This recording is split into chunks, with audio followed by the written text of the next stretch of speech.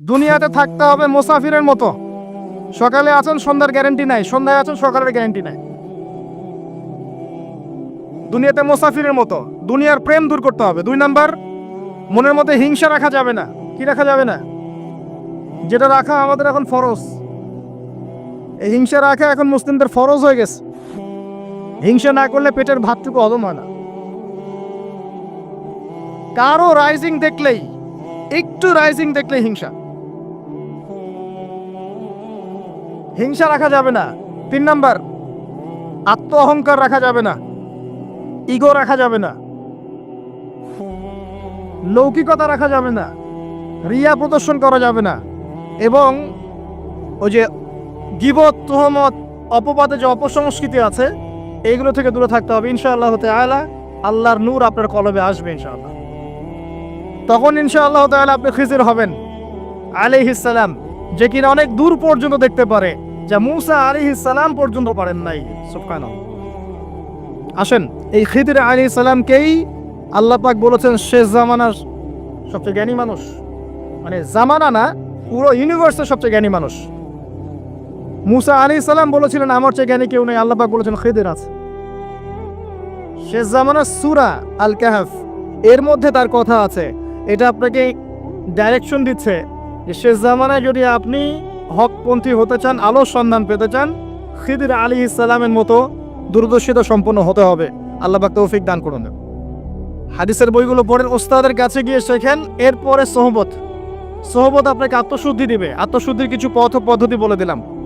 এখানে আমি একটা হাদিস বলবো, এই হাদিসটা খুব ভালো করে শোনেন। আল্লাহ রাব্বুল আলামিন বলেছেন হাদিসে কুদসি যে আল্লাহ পাক যেগুলো ফরজ করেছেন, ওয়াজিব করেছেন, এগুলো যখন একজন বান্দা নিয়মিত করতে থাকে এবং এর সাথেও নফল কাজ করতে থাকে, আল্লাহ পাক সেই বান্দাকে ভালোবেসে ফেলেন। আল্লাহ পাক যখন কোনো বান্দাকে ভালোবাসেন তাকে ডেকে নিয়ে আসেন, তাকে ডেকে নিয়ে বলেন, সরি, এই যে আপনি ওঠাউঠি করছেন, আমার কনসেন্ট্রেশন নষ্ট হচ্ছে। যখন আল্লাহ পাক কাউকে ভালোবাসেন তখন জিবরাইল আলাইহিস সালামকে ডেকে নিয়ে আসেন। ডেকে নিয়ে এসে বলেন যে পৃথিবীতে অমুকের পুত্র অমুক, তাকে আমি ভালোবাসি, হে জিবরাইল তুমিও তাকে ভালোবাসো। এরপর জিবরাইল আলাইহিস সালাম তাকে ভালোবাসতে থাকেন এবং অন্যান্য মালায়েকাদেরকে ডেকে জিবরাইল আলাইহিস সালাম বলেন আল্লাহ অমুককে ভালোবাসেন, আমিও তাকে ভালোবাসি, তোমরা সবাই তাকে ভালোবাসো। এরপর সমস্ত ফেরেশতারা তাকে ভালোবাসতে শুরু করেন। এরপর ফেরেশতা মণ্ডলী পৃথিবীতে আসেন, এসে দুনিয়াবাসীকে উদ্দেশ্য করে বলেন যে অমুকের পুত্র অমুককে আল্লাহ ভালোবাসেন, জিবরাইল ভালোবাসে, আমরা ভালোবাসি, তোমরা সবাই তাকে ভালোবাসো। এরপর দুনিয়ার মানুষদের কাছে তার মর্যাদা বাড়িয়ে দেওয়া হয়, তার দিকে মানুষের মনকে ঘুরিয়ে দেওয়া হয় এবং তার প্রতি মানুষের ভালোবাসা সৃষ্টি করে দেওয়া হয়। আল্লাহ পাকের নূর যখন আপনার ভিতরে আসবে, ইনশাআল্লাহ দেখবেন আল্লাহ রাব্বুল আলামিন আপনার হাতে তার দ্বীনের পতাকা দিবেন ইনশাআল্লাহ আযza ওয়া জাল্লা। তাজকিয়ার প্রয়োজন, তাজকিয়া না আসলে নূর আসবে না। লাভ নাই ভাই, প্রচুর ইবাদত বন্দেগী করে মনের মধ্যে অহংকার রেখে কোনো লাভ নাই। অনেক কিছু করছেন, নিজেকে মনে করছেন আপনি সুপিরিয়র, অন্যরা সব ককরোচ, আপনি জান্নাতের ডিলার, লাভ নাই। ইবলিসের আকীদা এটা ইবলিসের আকীদা। খলাকতানি মিন নার ওয়া খলাকতাহু মিন তিন। এখন যারা ইসলামের বিপক্ষে আছে তাদের মধ্যে থেকে আল্লাহ পাক খালিদ এবং ওমর রাদিয়াল্লাহু আনহুর মতো সাহাবী বের করতে পারেন। আল্লাহ পাকের সুন্নাহ বোঝা খুব দুষ্কর। যাকে আপনি তুচ্ছ করছেন আল্লাহ পাক তাকে হেদায়েত দিয়ে আপনার চেয়ে বড় জায়গায় নিয়ে যেতে পারেন। যাকে আপনি বড় কাফের মনে করছেন আল্লাহ পাক কাল তাকে হেদায়েত দিয়ে ইসলামের খেদমত করাতে পারেন। আবার আল্লাহ পাক আপনাকে, যিনি 5 ওয়াক্ত নামাজ পড়ছেন, রোজা রাখছেন, আপনাকে পথভ্রষ্ট করে দিয়ে জাহান্নামে নিতে পারেন। অতএব আত্ম অহংকারে কোনো সুযোগ নাই। তাজকিয়া দরকার। কদ আফলাহা মান যাক্কাহা ওয়া কদ খাবা মান দাসাহা। কদ আফলাহা মান তাযাক্কা ওয়া যাকারা ইসমা রাব্বিহি ফাসাল্লা বাল তু'থিরুনাল হায়াতাদ দুনিয়া ওয়াল আখিরাতু খায়রুন ওয়া আবকা। তাজকিয়ার পরে কি করবেন? চেষ্টা করেন হালাল রিজিক অন্বেষণ করা। আল্লাহর ওয়াস্তে সুদ খায়েন না, আল্লাহর ওয়াস্তে ঘুষে যায় না, আল্লাহর ওয়াস্তে আল্লাহর দোহাই দিয়ে বলছি দুর্নীতি করেন না, আল্লাহর ওয়াস্তে মানুষের সম্পদ আত্মসাৎ করেন না। আল্লাহকে ভয় করেন, আল্লাহর ওয়াস্তে করেন। আল্লাহর ওয়াস্তে ছেড়ে দেন। হাত জোর করে রিকোয়েস্ট করছি, সুদ খায়েন না। নিজের মায়ের সাথে জেনার মতো অপরাধ, নিজের মায়ের সাথে জেনার মতো অপরাধ। এটা আমার কথা নয়, এটা মুহাম্মদ সাল্লাল্লাহু আলাইহি ওয়াসাল্লামের কথা, যাকে কবরে আপনাকে দেখানো হবে, যিনি আপনার জন্য সুপারিশ করবেন কাল কিয়ামতের মাঠে, যিনি আপনার জন্য হাউজে কাউসারের পানি নিয়ে দাঁড়িয়ে থাকবেন, আপনার উসওয়াতুল হাসানা, সেই মুহাম্মদ সাল্লাল্লাহু আলাইহি ওয়াসাল্লামের কথা। সুদ খেও না। এর সর্বনিম্ন পাপ নিজের মাকে বিয়ে করা, নিজের মায়ের সাথে জেনা করা। কেউ যদি এই সমাজে নিজের মায়ের সাথে জেনা করে থাকে, কালকে সকালে রাস্তায় বের হয়, আপনি চাইবেন তাকে রজম করে মেরে ফেলতে, চাইবেন না? এই কাজ দিব্যি আমরা করছি।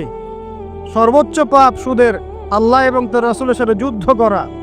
অনেক দিন আয়াতটা বলেছি, আবারও বলছি, শোনেন কি, কারণ কিছু মানুষের কানে ঢুকতেই চায় না কথা। আল্লাহ পাক বলেছেন, ইয়া আইয়ুহাল্লাযীনা আমানু, হে মুমিনগণ, ইত্তাকুল্লাহ, আল্লাহকে ভয় করো। ওয়া যারু মা বাকিয়া মিনার রিবা, সুদের অবশিষ্ট অংশগুলো ছেড়ে দাও। ইন কুনতুম মুমিনিন, যদি প্রকৃতপক্ষে মুমিন হয়ে থাকে। ওয়া ইল্লাম তাফআলু, যদি তোমরা এই কাজ না করো। শুনেন আল্লাহর কথা, আল্লাহ বলছেন যদি তোমরা এই কাজ না করো, ফাযানু বিহারবিম মিনাল্লাহি ওয়া রাসূলিহি, তাহলে আল্লাহ এবং তার রাসূলের সাথে যুদ্ধের ঘোষণা শুনে না। The path is yours, choose your path, রাস্তা আপনার, আপনি চুজ করেন কোন পথে আপনি যাবেন। কেউ বাধ্য করবে না আপনাকে। লা ইকরাহা ফিদ্দিন, দিনে কোনো বাড়াবাড়ি নাই। তরোয়াল দিয়ে কেউ বলবে না যে সুদ খেও না, তরোয়ালের জন্য কেউ বলবে না যে ইসলাম কবুল করো, ইসলাম এগুলো হারাম। ইসলাম এভাবে ছড়ায় নাই, এগুলোর সাথে ইসলামের কোনো সম্পর্ক নাই। ইসলামের নামে যারা সন্ত্রাসবাদ ছড়িয়েছে এবং জঙ্গিবাদ ছড়িয়েছে, এগুলোর সাথে ইসলামের কোনো সম্পর্ক নাই। ইসলাম বাধ্য করবে না আপনাকে, কিন্তু আপনি রাস্তা, ওয়াহাদাইনাহুন নাজদাইন, দুইটা পথ আমি দেখিয়ে দিয়েছি, আপনি একটা চুজ করেন। ইম্মা শাকিরা ওয়া ইম্মা কাফুরা, ইচ্ছা হলে আপনি কুফরি করেন, ইচ্ছা হলে কৃতজ্ঞ হন। আল্লাহ বলেছেন সুদ খেও না। নিজের মায়ের সাথে জেনা করা, আল্লাহ এবং তার রাসূলের সাথে যুদ্ধ করা, আপনি পথ চুজ করেন। একটা টাকা যদি হারাম থাকে রিজিকে, আপনার ইবাদত কবুল হবে না। সে যেই হোক, দাড়ি টুপি পাগড়ি জুব্বাওয়ালা মানুষও যদি সুদ খায়, জায়েজ হয়ে যাবে না। পৃথিবীর সমস্ত মানুষ যদি ভোটাভুটি করে যে সুদ হালাল, হালাল হয়ে যাবে না। পরিবারের হালাল রিজিকের ব্যবস্থা করেন। অনেক মানুষ দেখা হয়, কথা হয়, মেসেঞ্জারে টেক্সট করে, হোয়াটসঅ্যাপে নক করে, বড় চাকরি করতো, 60,000 70,000 80,000 টাকা বেতন পেত, তখন রিজিকে বরকত ছিল না, ছেড়ে দিয়েছে, চায়ের দোকান দিয়েছে, এখন রিজিকে বরকত আছে। আজকে একজনের সাথে দেখা হয়েছে, তিনি ইউএস বাংলা এয়ারলাইন্সে কাজ করেন। আমাকে বলছেন, ভাই, মুরব্বী মানুষ, আমার পরিবারের সদস্য সংখ্যা বেশি ছিল, হারাম জবে ছিলাম, সুদ খেতাম, সুদি এনজিওতে কাজ করেছি, আপনার লেকচার শুনেছি, আলহামদুলিল্লাহ, আল্লাহ পাক শুনিয়েছেন তাকে, এখানে আমার কোনো ক্রেডিট নাই, তিনি ছেড়ে দিয়েছেন, এখন এখানে কাজ করেন। আমি বললাম, পরিবারে কি কোনো সমস্যা হয়, রিজিকে বরকত আছে না? তিনি বলছেন, এখন বারাকার শেষ নাই। বলছে কেউ অসুস্থ হয় না পরিবার আমার এখন, আগে ডেইলি অসুস্থ হতো। আমার টাকা চুরি চামারি হয় না, আগে আমার টাকা আত্মসাৎ হয়েছে। বরকত কি জিনিস আপনাকে বুঝাই, বরকত চোখে দেখা যায় না। আপনি হালাল রিজিকে থাকেন, দেখবেন আপনার পরিবারের মানুষ কম অসুস্থ হচ্ছে, খরচ কমে গেল, আপনার সম্পদ চুরি ডাকাতি হচ্ছে না, নিরাপদ আছে। আপনার অল্প রিজিক আল্লাহ রহমত বরকত ঢেলে দিলেন, অল্প খেয়ে আপনি তৃপ্ত, মেডিসিনের খরচ নাই, অসুস্থতার খরচ নাই, আজে বাজে কোনো খরচ নাই, কারণ আপনি হারাম খাচ্ছেন না। বরকত চোখে দেখা যায় না, এটা বুঝতে হয়। আবার দেখবেন মাসে কোটি টাকা আর্ন করছেন, এই যে বড় একটা ক্যান্সার, এই যে কি একটা রোগ শেষ হচ্ছে আরেকটা শুরু হচ্ছে, বাবার অসুখ, মায়ের অসুখ, এই সমস্যা ওই সমস্যা, একটার পর একটা লেগেই আছে। এই প্রজেক্ট নষ্ট হচ্ছে, ওই প্রজেক্ট নষ্ট হচ্ছে, আবার মানুষ ছিনতাই করছে, চুরি ডাকাতি করছে। এটা আল্লাহ পাকের গজব। রহমত বরকত চোখে দেখা যায় না, এটা আপনাকে বিশ্বাস করতে হবে যে আল্লাহর পক্ষ থেকে এগুলো আসে। ইমানের 6 পিলার সব তো গায়েব, আল্লাহ বিশ্বাস গায়েব, মালায়েকা ওয়া কুতুবিহি ওয়া রুসুলিহি ওয়াল ইয়াউমিল আখির ওয়াল কদরি খায়রি ওয়া শাররি, সবই গায়েব। অদৃশ্য বিশ্বাসের নামই তো ঈমান। তো বরকত রহমত কি দেখা যাবে? দেখা যাবে না। রূহ বা আত্মাকে দেখেছেন? আপনার শরীরে নাই। এভাবেই আল্লাহর রহমত বরকতে বিশ্বাস করতে হবে। আল্লাহ পাক ইনশাআল্লাহ তাআলা আপনার হালাল অল্প রিজিকে বারাকা দিবেন ইনশাআল্লাহ। আল্লাহর ওয়াস্তে দুর্নীতি করেন না, আল্লাহর ওয়াস্তে করেন না। আমি বলি একটা হাদিস শোনাই, আমরা তো দায়িত্ব পেলে অনেক খুশি হই। রাসূলুল্লাহ সাল্লাল্লাহু আলাইহি ওয়াসাল্লাম বলেছিলেন, হে আবু যার, তুমি কখনো দুইজন ব্যক্তির দায়িত্ব নিতে যেও না। যদি দুইজন ব্যক্তির দায়িত্ব নাও, যেন তোমাকে ছুরিবিহীন জবাই করে ফেলা হয়েছে, কারণ প্রত্যেককে তার দায়িত্ব সম্পর্কে জিজ্ঞাসা করা হবে। আমরা তো খুশি হই। রাসূল সাল্লাল্লাহু আলাইহি ওয়াসাল্লাম বলেছেন, তোমরা কি জানো সবচেয়ে বড় মিসকিন কে? সবচেয়ে বড় মিসকিন কে? দরিদ্রকে? সাহাবীরা বলছেন, আমরা তো মনে করি যার কাছে অর্থ সম্পদ কম সেই বড় মিসকিন। আল্লাহ রাসূল বলছেন, ভুল। শোনো, সবচেয়ে বড় মিসকিন সেই ব্যক্তি যে ব্যক্তি পরকালে অনেক নেকি নিয়ে উঠবে, নামাজ, রোজা, হজ, যাকাত, উমরা, হজের নেকি, বিশাল বিশাল নেকি। এরপরে সে দেখবে সামনে মানুষ দাঁড়িয়ে আছে, কারো গীবত করেছে, কাউকে তহমত দিয়েছে, কাউকে অপবাদ দিয়েছে, কারো টাকা চুরি করেছে, কাউকে অন্যায়ভাবে জুলুম করেছে, কাউকে পিটিয়েছে, কারো সম্পদ লুট করেছে ইত্যাদি। তখন আল্লাহ পাক বলবেন, শোধ করে দাও। কিভাবে শোধ করা হবে? ফেরেশতারা জিজ্ঞাসা করবেন। আল্লাহর পক্ষ থেকে হুকুম আসবে, এই ব্যক্তির নেকিগুলোকে ওদের আমল নামে কনভার্ট করো। বলছি শেয়ার ইটে পাস করে দাও। ওটা আরো বড় টেকনোলজি হবে ইনশাআল্লাহ তাআলা। বলার সাথে সাথেই আপনার নেকি আমার নেকি দেখা যাবে চলে গেছে, নাউজুবিল্লাহ। এবার সব নেকি শেষ। এবার কি হবে? অর্ডার আসবে, তাদের গুনাহগুলোকে এই ব্যক্তির আমল নামে চাপিয়ে দেওয়া হবে। এরপর আল্লাহ পাক বলবেন, ইকরা কিতাবাক, পড়ো তোমার কিতাব। ওয়া কাফা বিনাফসিকা আল-ইয়াওমা আলাইকা হাসিবা, আজকে তুমি তোমার হিসাব নেওয়ার জন্য যথেষ্ট। এই কিতাব আর ডান হাতে আসবে না, ঘুরে আসবে। ওয়া আম্মা মান উতিয়া কিতাবাহু বিশিমালিহি ফাসাউফা ইয়াদউ সুবুরা, তখন সে মৌতকে ডাকতে থাকবে, হায় আজকে আমার একটা মৃত্যু দিয়ে কাজ হবে না, 1000টা মৌত আমার দরকার। সুবহানাল্লাহ, ইন্না লিল্লাহি ওয়া ইন্না ইলাইহি রাজিউন। এই হচ্ছে তাদের পরিণতি যারা অন্যের সম্পদ আত্মসাৎ করে খাবে। আল্লাহ পাক আমাদেরকে বোঝার তৌফিক দান করুন, এবং মানুষের সাথে জড়িত হক যাদের থাকবে, আল্লাহ পাক যেন আমাদেরকে মানুষের সাথে জড়িত কোনো হক না রাখেন, পবিত্র অবস্থায় দুনিয়া থেকে নেন, আল্লাহুম্মা আমিন। কারণ দুনিয়াতে যা যার হক তাকে দিয়ে দেন। ভাই, আমি একটা কথা বলেছি, কথাটা ভাইরাল হয়েছে অনেক। মানুষের অবস্থানকেই ভালোবাসে, মানুষ কখনোই মানুষের অন্তঃসত্ত্বাকে ভালোবাসে না। অবস্থান আপনার ভালো, আপনার পিছনে মানুষের অভাব থাকবে না। আজকে আপনার ক্ষমতা আছে, পাওয়ার আছে, খ্যাতি আছে, ইত্যাদি আছে, মানুষ দেখবেন পিছনে ঘুরঘুর করছে, এবং এরা কিন্তু সবাই সবার স্বার্থেই ঘুরঘুর করছে। এর বাইরে আল্লাহ পাক কিছু মানুষের মনে আল্লাহর পক্ষ থেকে মহব্বত দেন, এটা আলাদা বিষয়। এটা শুধু ধার্মিকদের ক্ষেত্রেই সম্ভব। ওই দুই ব্যক্তি যারা আরশের ছায়া পাবে, যারা একে অপরকে আল্লাহর ওয়াস্তে মহব্বত করেছে, তাই না? অতএব আল্লাহর পক্ষ থেকে একটা মহব্বত থাকে, এটার কোনো স্বার্থ থাকে না, নিঃস্বার্থ ভালোবাসা। এটা টোটালি নিঃস্বার্থ ভালোবাসা, কোনো স্বার্থ নাই। কিন্তু দুনিয়ার ভালোবাসা স্বার্থপর। অবস্থানকে আপনাকে মূল্যায়ন করা হবে। আপন শুধু আল্লাহ পাক আপনার। আল্লাহর জন্যে যার যার হক তাকে দিয়ে দেন, নিজের হক আল্লাহর কাছে চেয়ে নেন, আপনি সুখে থাকবেন ইনশাআল্লাহ। এর চেয়ে কোনো ফিলোসফি নাই দুনিয়াতে সুখে থাকা। আপনি মানুষকে সন্তুষ্ট করতে পারবেন না, পরিবার, বাবা মা, ছেলে মেয়ে, বউ বাচ্চা, কাউকে সন্তুষ্ট করতে পারবেন না। 100% আপনি কাউকে সন্তুষ্ট করতে পারবেন না। সারা জীবন করে যাবেন, আপনার বিরুদ্ধে অভিযোগ থেকেই যাবে।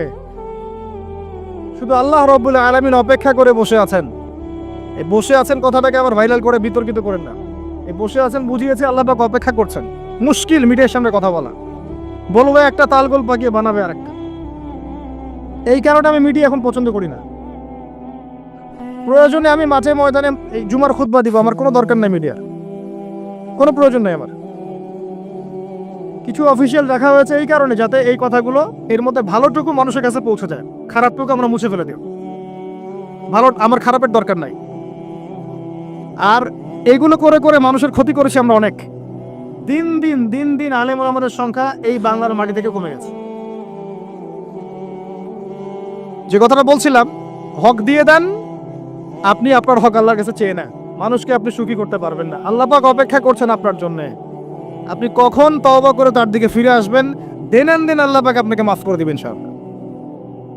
আল্লাহ পাক বলেছেন, শোনেন, ইল্লা মান তাবা, যে অনেক গুনাহ করেছে, শিরক করেছে, জিনা করেছে, মদ খেয়েছে, বেদাত করেছে, হারাম খেয়েছে, আল্লাহ পাকের অবাধ্য হয়েছে, নামাজ পড়ে নাই, যাকাত দেয় না, ইত্যাদি ইত্যাদি অনেক অন্যায় করেছে।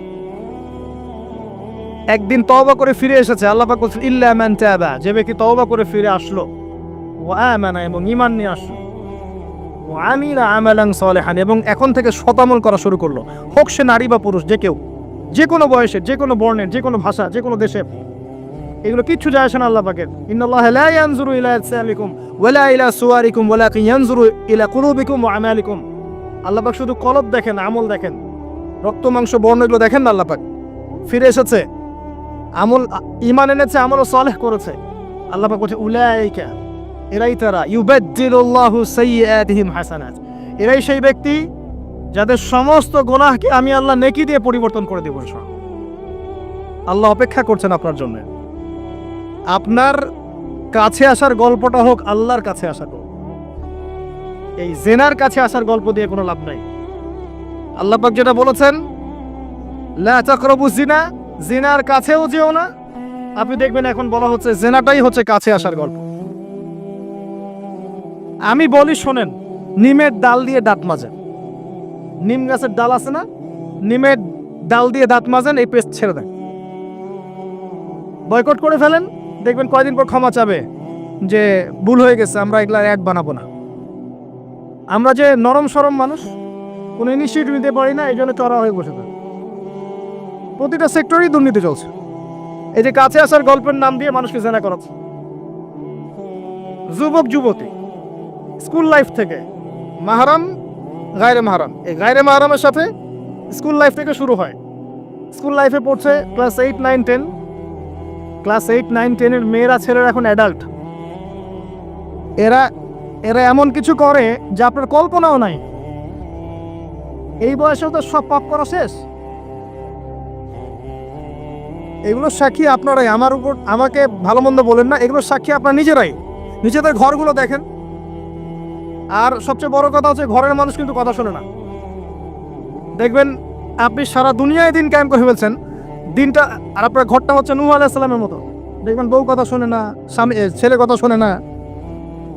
এটাই বাস্তবতা। কিন্তু নূহ আলাইহিস সালামের ঘটনা মনে নাই? 950 বছর দাওয়াত দিয়েছেন, শেষে গিয়ে বলেছেন রব্বি আন্নী মাগলুবুন ফান্তাসির, আল্লাহ আমি পরাজিত হয়ে গেছি, আমাকে সাহায্য করো, আমি পারছি না। আল্লাহ পাক আযাব নাজিল করে দিলেন, তিনি পার হয়ে গেলেন না। ছেলে পার হয় না, ছেলে বলে আমি পাহাড়ে উঠে যাব, পাহাড় আমাকে সেভ করবে। নূহ আলাইহিস সালাম বলছেন আজকে কেউ সেভ করতে পারবে না আল্লাহর আযাব থেকে। একটু পরে একটা ঢেউ এসে বাপ বেটার মাঝখানে পার্থক্য করে দিল, ছেলে ডুবে মরে গেল। তার স্ত্রী পর্যন্ত ঈমান নিয়ে আসলো না। আল্লাহর কাছে হাত তুলে দোয়া করছেন, আল্লাহ আমার ছেলে, আমার আহাল, আমার পরিবার। আল্লাহ ধমক দিয়ে বলছেন যে লাইসা মিন আহলিক, সে তোমার পরিবারের কেউ না। দেখবেন আপনি মাশাআল্লাহ দিনদার, আপনার ভিতরে ইসলাম এস্টাবলিশ করা ডিফিকাল্ট।